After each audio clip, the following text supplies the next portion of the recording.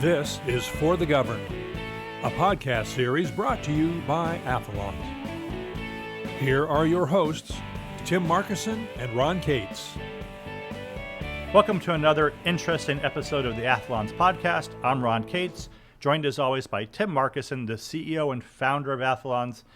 Today's topic is, how do you talk to a victim of child abuse? So a lot of people, they're afraid to say anything because they're afraid of saying the wrong thing. It's a very sensitive subject. As our audience knows, Tim is a victim of child sexual abuse. And he's been very outspoken about it as of late. You know, that took a while. But Tim, when someone's speaking to you about it, what are some things they should keep, not just you, of course, but any victim of any type of child abuse, what are some things that they should keep in mind about a productive, healthy way to have that discussion? First of all, I mean, it is a very difficult subject to talk about.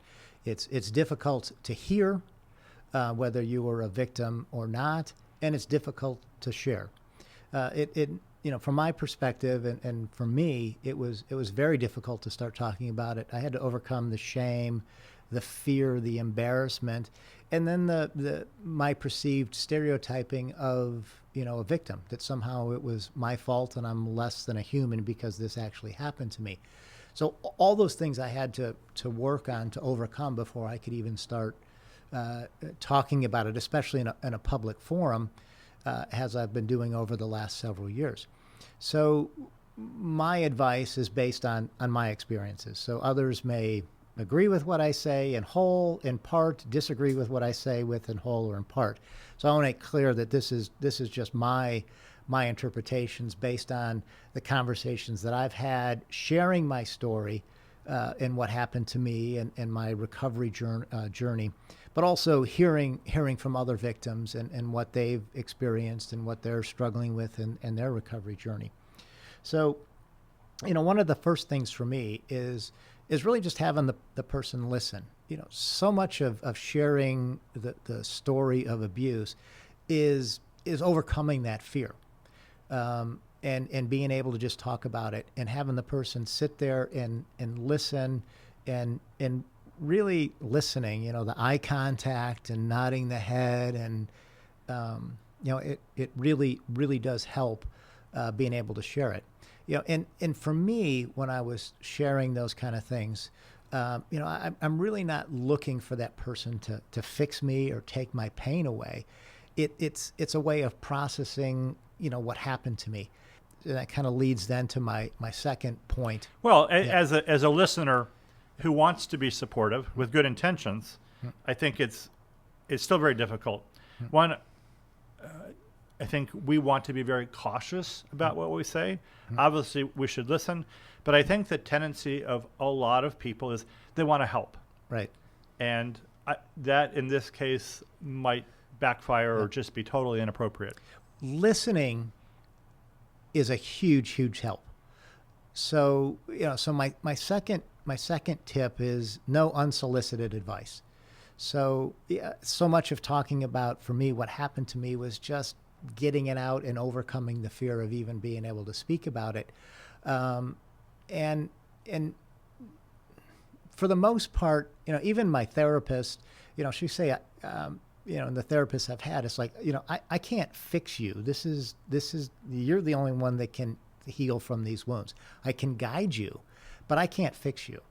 And like you said, I think we all have a tendency that, especially when you hear something, tragic, you want to be able to help.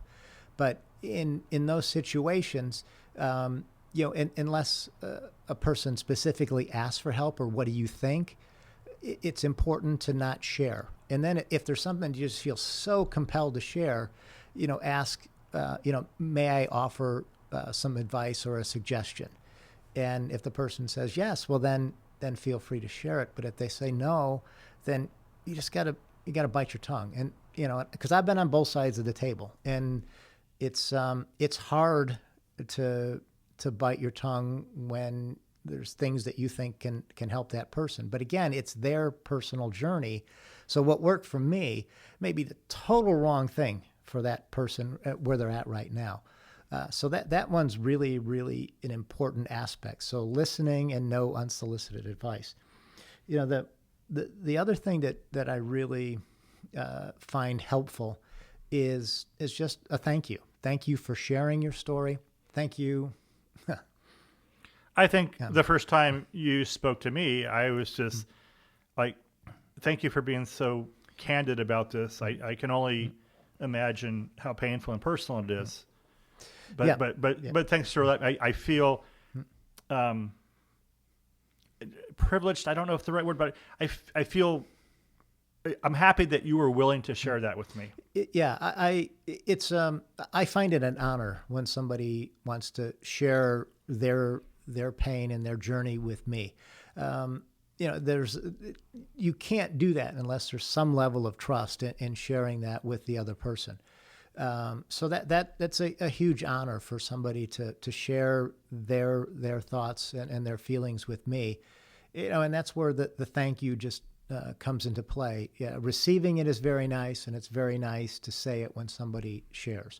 And as you can see, I got a little choked up just talking about it. I mean, it really does matter. The other thing that really helps is just acknowledging, that it's like, wow, that was awful, or that was terrible, or what a tragedy. That never should happen to kids.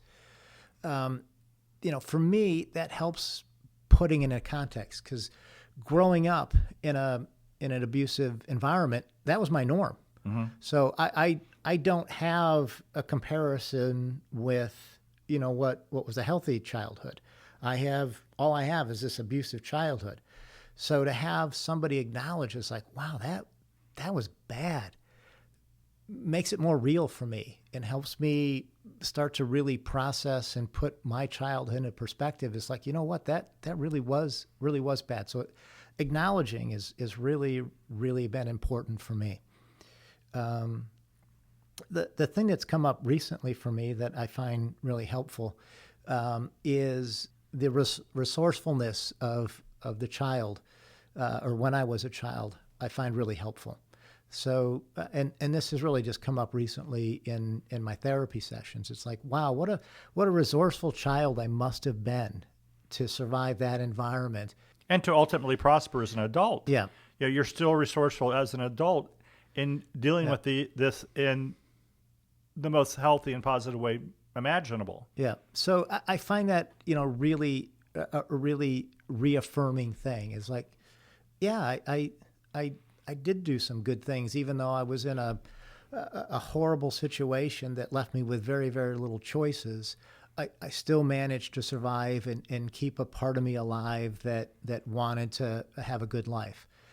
Oh, yeah. You had protection mechanisms, defense mechanisms that kicked in that were, in your case, very much advanced. In a lot of ways, they've served me well in adulthood. In other ways, they've been an impediment. Mm-hmm. But just acknowledging them and being able to go, okay, here's where they help me and here's where they're hurting me. That's been very helpful and to be able to deal with it. And then the last thing is being supportive. And this one's kind of tricky because it really is about having the person's back. And I think it's a very small circle of very close friends or family that can take on that role, because it's one thing to have a conversation about this. I think it's important if you're going to be supportive. It comes. That is the best way to phrase it. Is I've got your back. So no matter how imperfectly you talk about what happened, or no matter how imperfect some of your behaviors might be around it, that's just absolutely irrelevant. Yeah. And it's unconditional support. Yeah. And I mean, you and I have that relationship, and it's one thing for us to have a conversation like this, but there was, sorry, this is going to be hard to get through.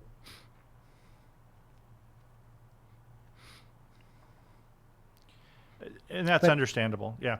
But there was, just a couple months ago, I was having a really, really hard time. And was able to call you, and we talked it through, and it brought me back from the edge. And so it's an honor to be able to do that. And it's an honor to be so trusted that you can make that call. And, like any human being, I did the best that I know how to help you. Yeah, and I appreciate that. And that's where, that having that support and knowing that there's a person I can go to when I'm at my worst is very, very helpful. So, So that applies to a lot of things in life. And wouldn't it be great to have some people that, no matter what the circumstance, you have their unconditional support? Yeah. I'm the same way with my kids. My kids are adults now. They have made some mistakes in their life. They continue to make some mistakes in their life. And it's just that I don't care about. First and foremost is, are you okay? And what can I do to help? Right. Yeah, you're right. I mean, that works with all aspects of life. Knowing that there's somebody there that has your back, regardless, is huge. Yeah. So these are the things that I've learned over the years with sharing my story and then hearing stories from dozens and dozens and dozens of people. So hopefully, as the conversation about child abuse continues and it escalates, the discomfort of sharing and hearing those types of stories diminish, where we can actually really have open and honest dialogue and make some real positive change at reducing the rate of child abuse.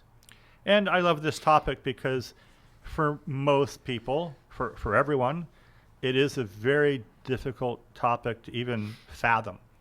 I mean, it's repulsive that this happened to you. I mean, it's just a horror to me. So hearing it is painful and it's uncomfortable. So I think the more people learn about how to have a discussion with someone, how to listen to someone really who's talking about their abusive childhood, that's a really positive thing.